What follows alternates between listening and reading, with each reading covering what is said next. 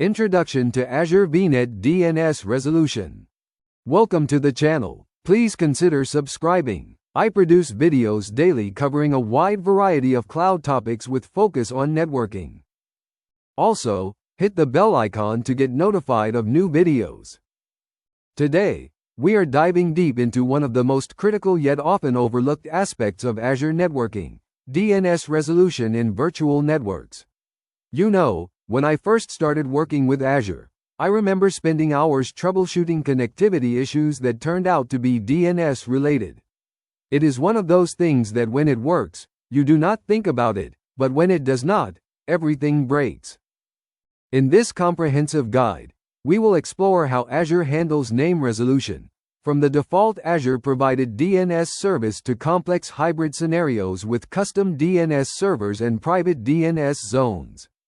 I will show you exactly how DNS queries flow through Azure's infrastructure, and more importantly, how you can configure and optimize DNS for your specific needs.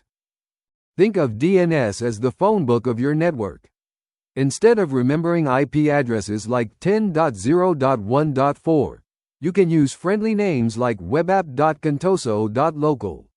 But unlike a traditional phone book, Azure's DNS system is dynamic, distributed, and can handle millions of queries per second. We'll see how Azure achieves this through its special IP address 168.63.129.16, which is actually a virtual IP that exists on every Azure host. Azure provided DNS architecture. Let me start by explaining Azure's default DNS service, which honestly works great for most basic scenarios. When you create a VNet in Azure without specifying custom DNS servers, Azure automatically provides DNS resolution through a special IP address, 168.63.129.16. This isn't just any IP, it's what we call a magic IP in Azure because it's available on every Azure host and provides multiple services, including DNS. Here is what happens when a virtual machine makes a DNS query. First, your virtual machine sends the query to 168.63.129.16. This service then determines what type of query it is. If you are looking for another Azure resource, for example, another virtual machine in your VNet or an Azure service, it uses Azure's internal DNS system to resolve it. For external domains, for example, google.com, it forwards the query to public DNS servers. What is particularly clever about this system is that it automatically knows about all Azure resources. When you create a virtual machine, it automatically gets a DNS name in the format virtualmachinename.internal.cloudapp.net. You do not have to configure anything, it just works. This is perfect for simple deployments where you just need virtual machines to talk to each other or access the internet. The beauty of Azure-provided DNS is its simplicity and reliability.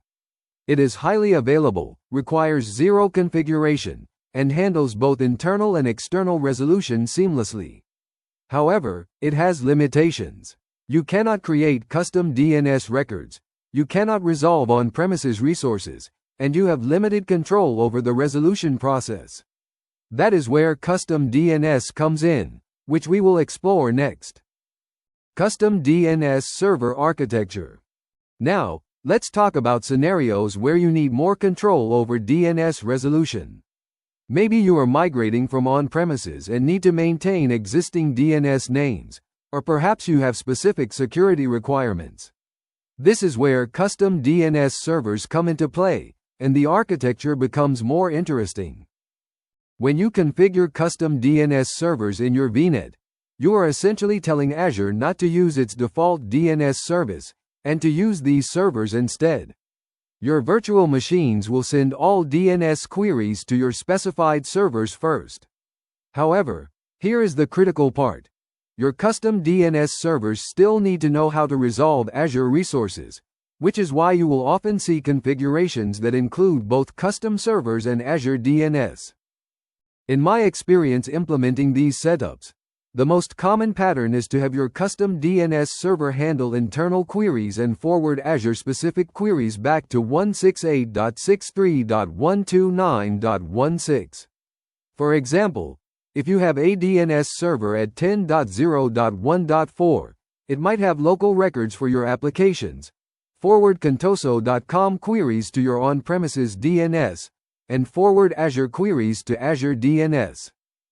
Understanding the traffic flow here is key. When a virtual machine queries for a name, it goes to your custom DNS first. That server checks its local cache and records. If it does not have the answer, it follows its forwarding rules. For example, it might forward to on-premises DNS for your corporate domain, to Azure DNS for Azure resources, or to public DNS for internet domains. This flexibility is what makes custom DNS so powerful for hybrid and complex scenarios. Azure DNS Private Zones. Private DNS zones are, in my opinion, one of the most elegant features in Azure networking.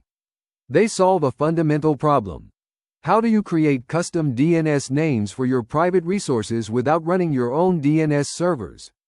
Before private zones, you had to deploy and manage DNS servers just to have custom names.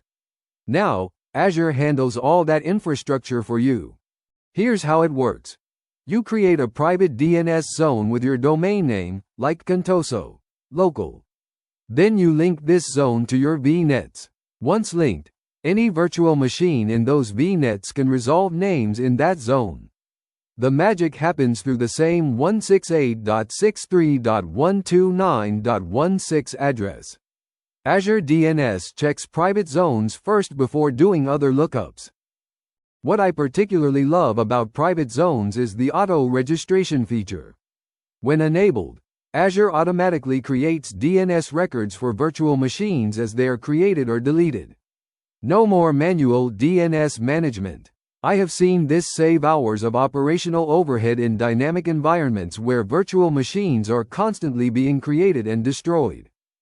The resolution flow with private zones is elegant. When a query comes in, Azure DNS first checks if there is a private zone linked to the vnet that matches the query. If yes, it returns the private IP. If no, it continues with normal resolution. This means you can have web app Contoso local resolve to your internal web server, while contoso.com, if you own it publicly, resolves to your public website. It is DNS split horizon made simple. Hybrid DNS resolution. Hybrid DNS resolution is where things get really interesting, and honestly, where I've spent most of my troubleshooting time over the years. When you're connecting Azure to on-premises networks, you need DNS to work seamlessly across both environments. Users shouldn't have to think about whether a resource is in Azure or on-premises. Names should just resolve. The key to hybrid DNS is conditional forwarding. Your on-premises DNS servers need to know when to forward queries to Azure, and your Azure DNS needs to know when to forward queries to on-premises. This bi-directional forwarding is what creates a unified namespace across your hybrid environment. Here's a real-world example. Your on-premises Active Directory domain is corp.contoso.com. You have applications in Azure that need to authenticate against AD. You also have Azure resources that on-premises users need to access. On-premises DNS servers have a conditional forwarder for azure.contoso.local that points to a DNS forwarder virtual machine in Azure. That virtual machine forwards to 168.63.129.16 for Azure resolution. Meanwhile, your Azure DNS setup forwards corp.contoso.com queries back to on-premises through your VPN or ExpressRoute connection. The traffic flow in hybrid scenarios follows your network connectivity. DNS queries traverse the same VPN or express route connections as your data traffic. This is why it's crucial to place DNS forwarders strategically. You want them close to the resources they're resolving to minimize latency. I always recommend having at least 2 DNS forwarders in each environment for redundancy. DNS query resolution flow. Understanding the complete DNS query flow is crucial for troubleshooting. Let me walk you through exactly what happens when a virtual machine makes a DNS query, step by step.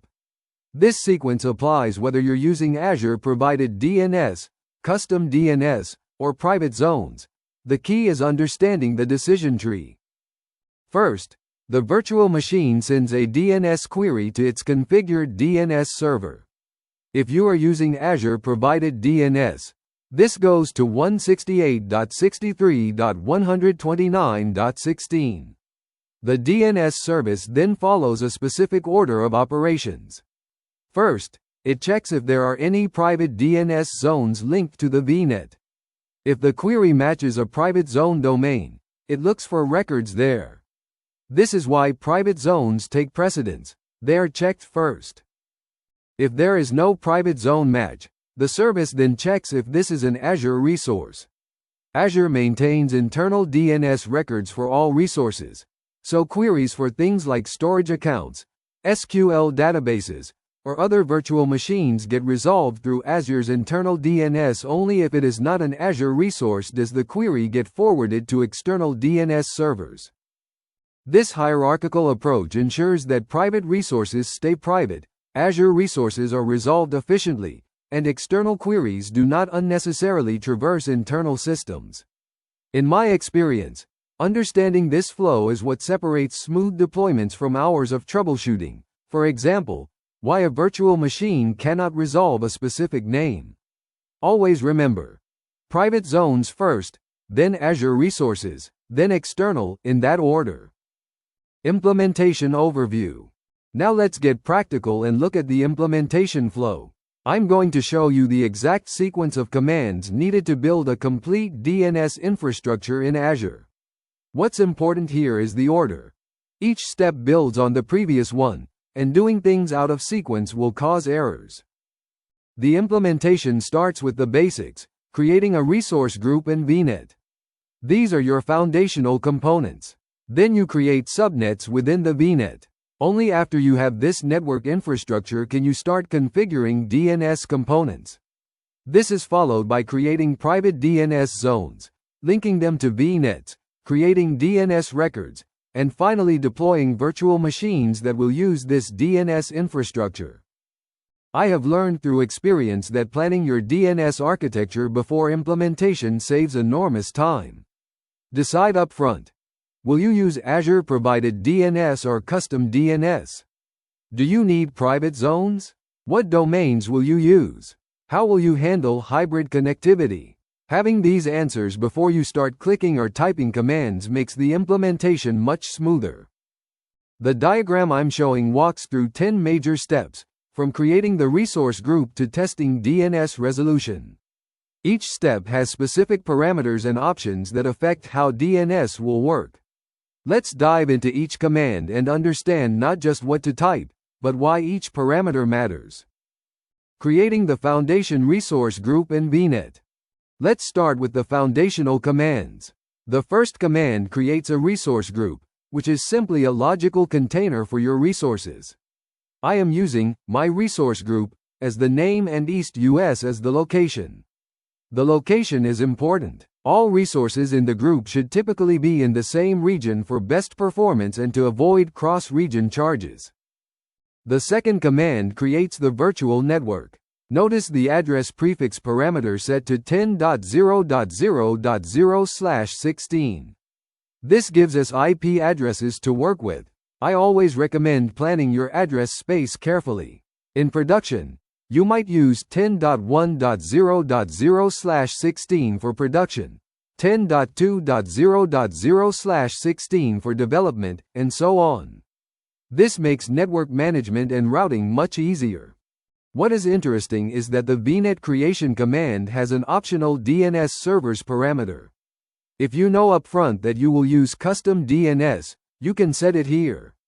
However, I typically recommend creating the vnet with default settings first, then updating DNS settings later. This approach gives you more flexibility and makes troubleshooting easier. These commands execute quickly, usually within 10 to 15 seconds. The vnet creation does a lot behind the scenes. It sets up routing tables, network security rules, and configures the default Azure DNS. All of this infrastructure is managed by Azure, which is why VNets are so powerful yet simple to use. Subnet and DNS zone creation. Creating subnets is straightforward, but the addressing requires thought.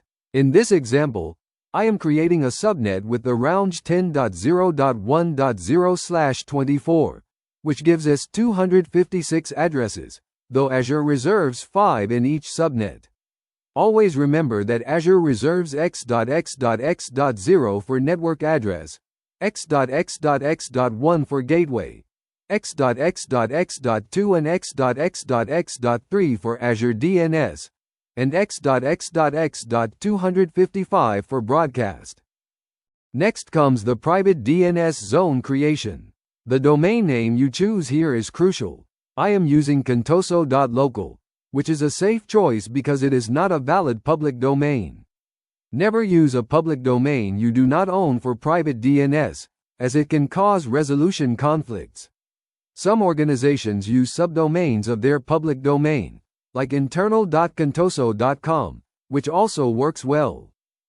Private DNS zones are regional resources but work globally across your Azure subscription. Once created, you can link them to VNets in any region. The zone itself doesn't contain any records initially. It is just an empty container waiting for you to add a records, CNAME records, or other DNS record types. One thing that surprises many people is that private DNS zones are free for the first 25 zones, and you only pay for queries above 1 million per month. For most organizations, this means private DNS zones are essentially free, which removes any barrier to using them extensively for better network organization.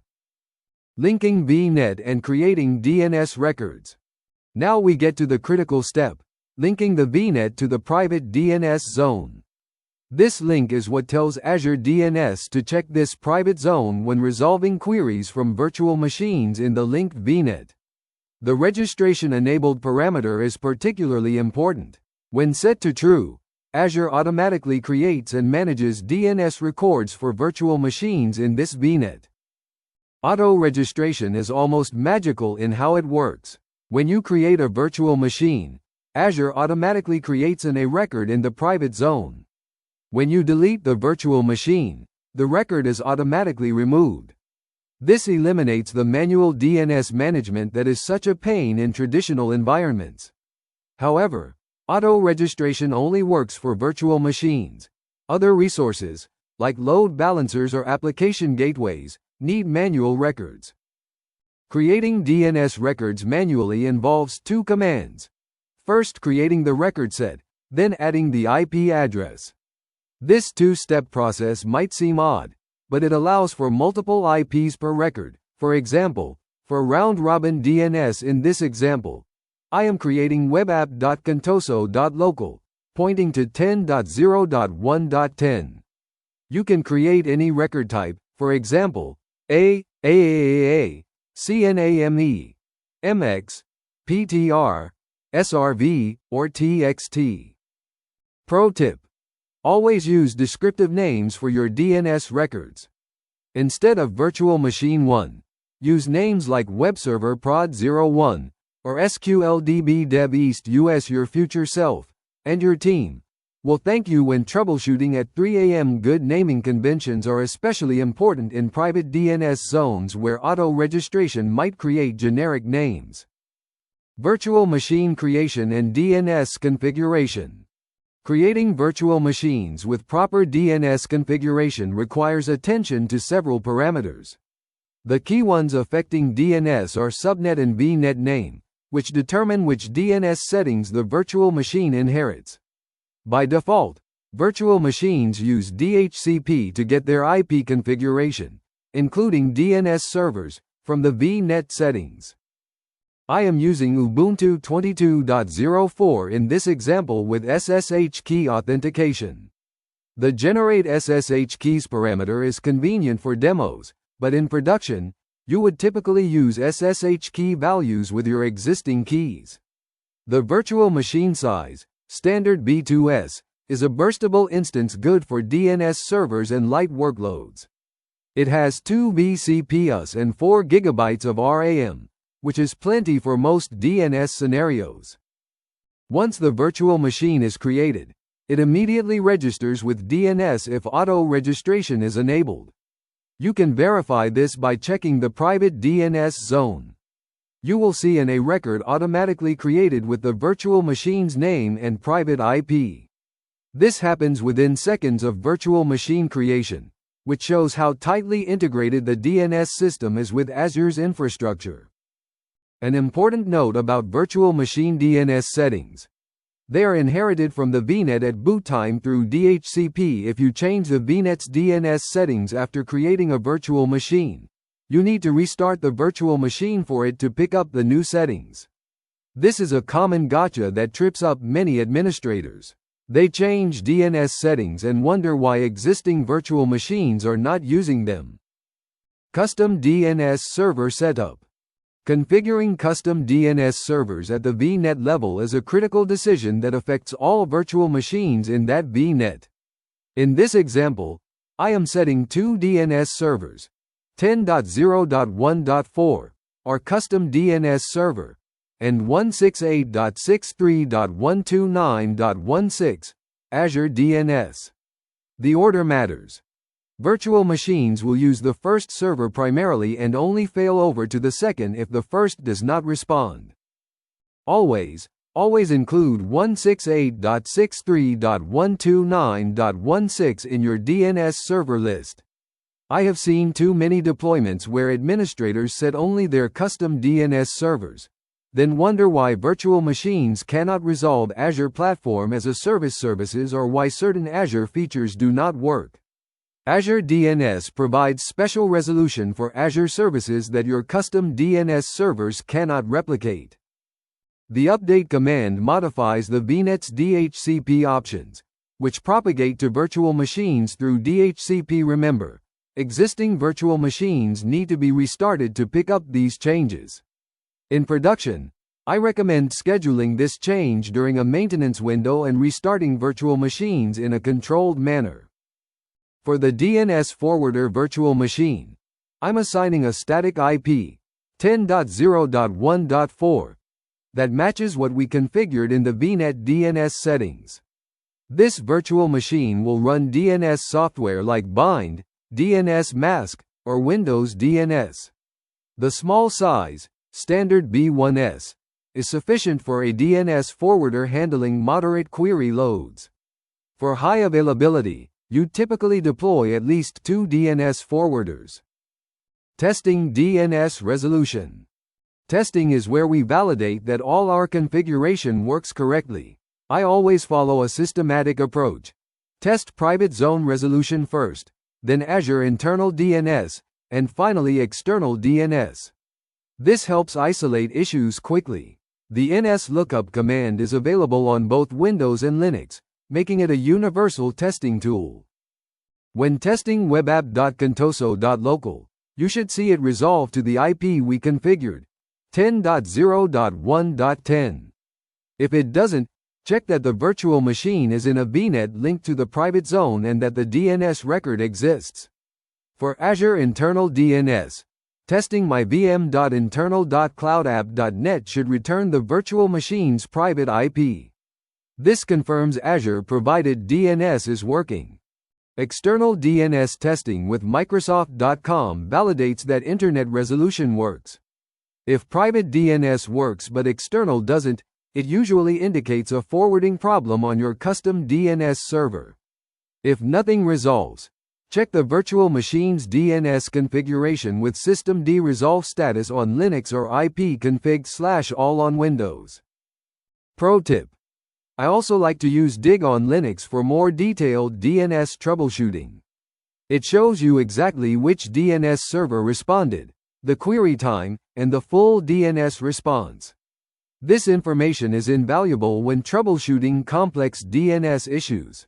For example, the command dig webapp.contoso.local plus short gives you just the IP, while the command dig webapp.contoso.local plus trace shows the full resolution path. Advanced configurations. Conditional forwarding.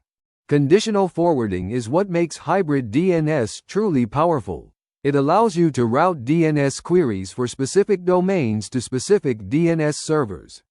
In this example, I am creating a forwarding rule that sends all queries for Azure.local to Azure DNS. This is particularly useful in hybrid scenarios where you need fine-grained control over DNS resolution.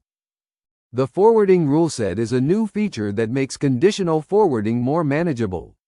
Instead of configuring forwarding on each DNS server, you define rules in Azure that automatically apply. The JSON format for forwarding targets might seem complex, but it allows for multiple target servers and custom ports, which is essential for advanced scenarios. In real-world deployments, you might have dozens of forwarding rules. For example, forward corp.contoso.com to on-premises domain controllers, star.database.windows.net to Azure DNS, and partner.com to a partner's DNS servers over a VPN.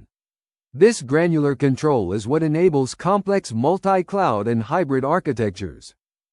One pattern I have used successfully is to create a hub vnet with DNS forwarders that handle conditional forwarding for all spoke vnets.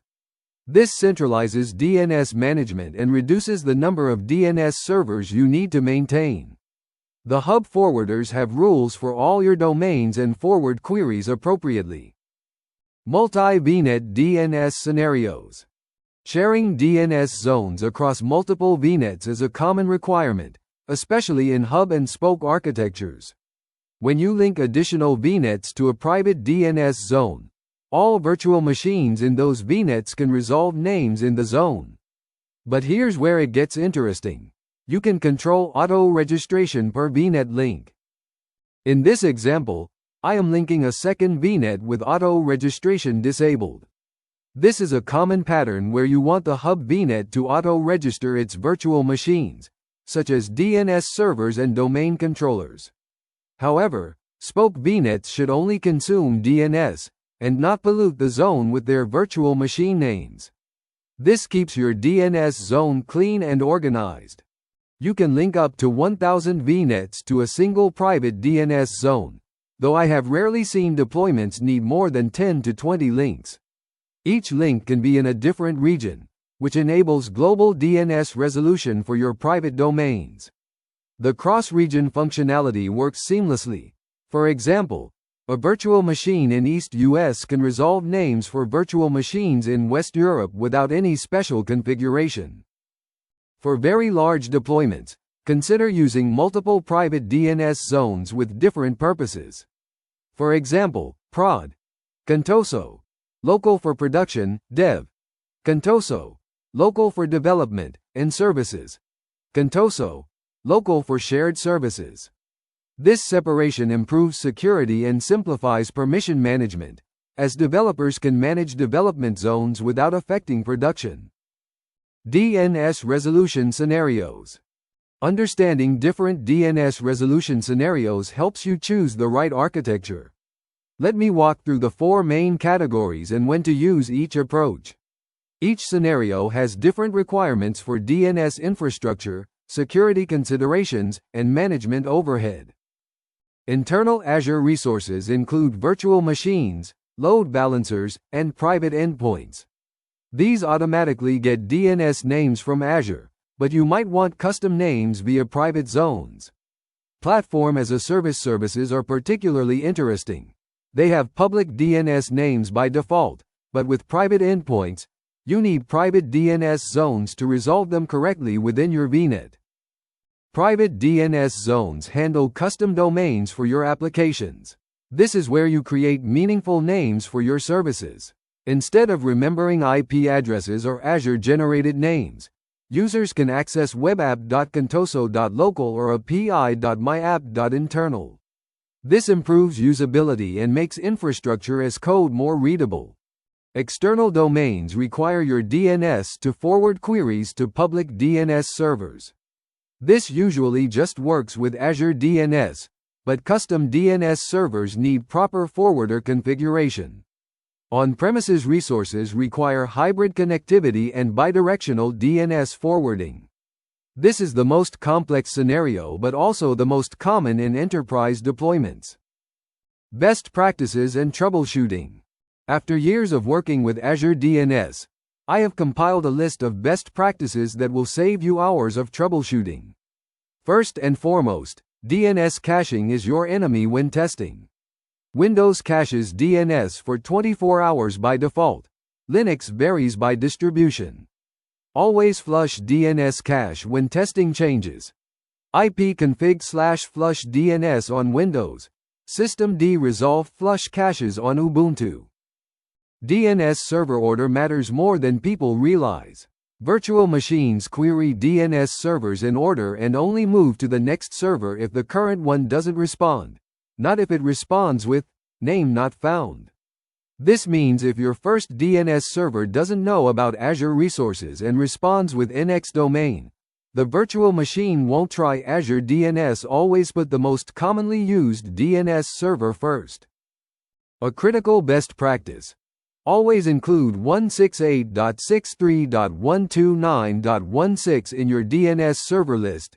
Even with custom DNS, I've seen deployments break because custom DNS servers went down and virtual machines couldn't resolve anything. With Azure DNS as a fallback, at least Azure services remain accessible.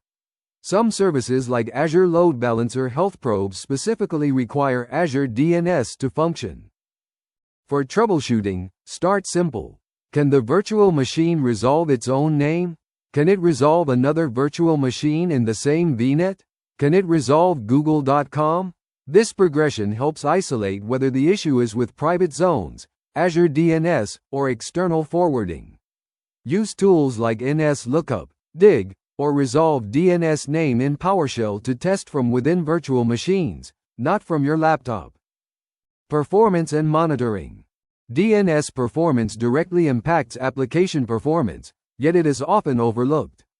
Every application request typically starts with DNS resolution, so slow DNS means slow applications. In Azure, DNS queries to 168.63.129.16 typically resolve in 1 to 5 milliseconds because this IP is local to each host. Custom DNS servers add latency based on their location and load. For optimal performance, place DNS servers close to clients. If you have virtual machines in East US and West US, have DNS servers in both regions. Use Azure Traffic Manager or load balancers to distribute DNS queries. Monitor DNS query response times. Anything over 50 milliseconds warrants investigation.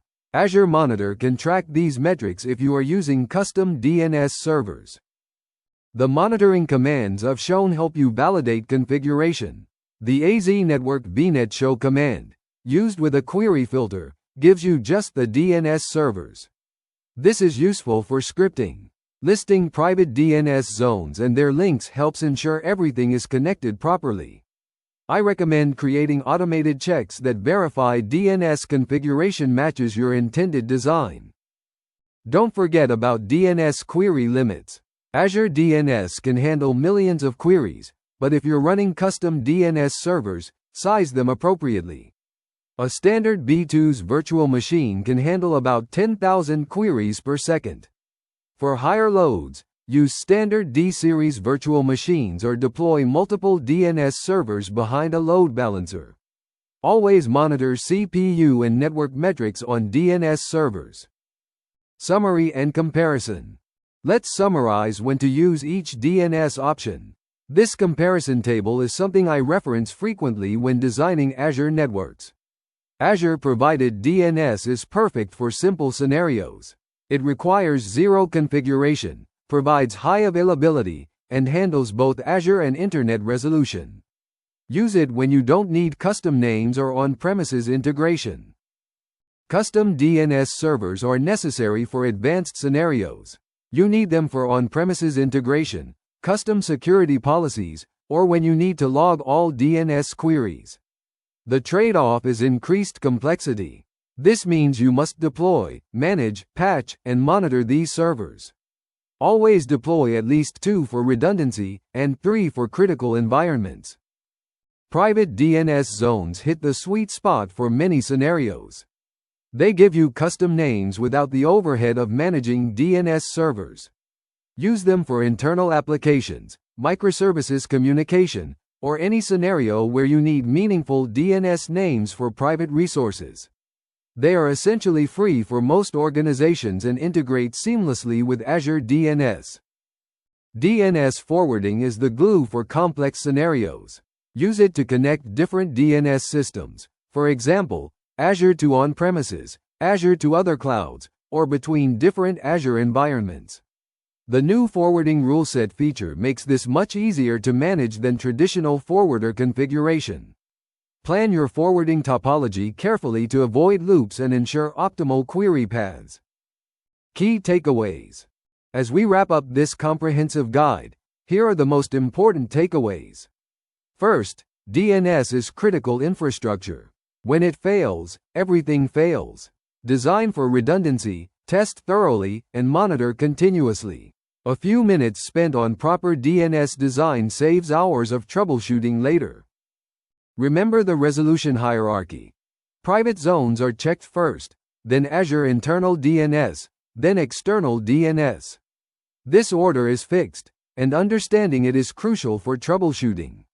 If names aren't resolving as expected, work through this hierarchy systematically. Always test DNS changes thoroughly before production deployment. DNS issues can be subtle. For example, a name might resolve but to the wrong IP, or resolve from some virtual machines but not others. Have a comprehensive test plan that covers all your resolution scenarios. And remember that DNS changes can take time to propagate, especially with caching involved. Finally, document your DNS architecture. Create diagrams showing which DNS servers handle which domains, how forwarding is configured, and what private zones exist. Your future self and your team will thank you. DNS might seem simple, but in complex environments, good documentation is invaluable. Thank you for your attendance. Please consider subscribing to the channel.